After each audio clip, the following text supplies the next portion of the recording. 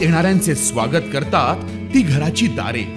आपले घर, बंगला, ऑफिस, फार्म हाऊस यासाठी सुंदर डिझाईन केलेली jumbo French door, safety door आणि तीही 18 गेज GI सेक्शन मटेरियल वापरून आणि 80 मायक्रॉन पावडर कोटिंग केलेली, संपूर्णपणे मेंटेनन्स फ्री.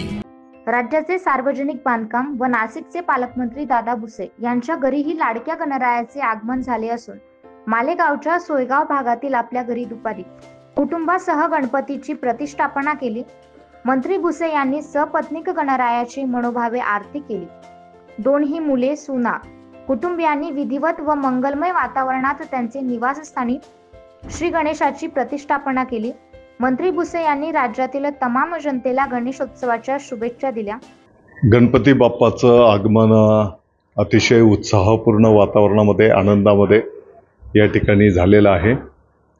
आपण बघितलं असेल, महाराष्ट्र असेल, आपलं भारतवर्ष असेल, किंबहुना जगाच्या पाठीवर जिथे जिथे आपले सर्व भाविक आहेत त्यांनी उत्स्फूर्तपणे गणपती बाप्पाचं स्वागत केलेलं आहे, मनोभावे पूजा केलेली आहे.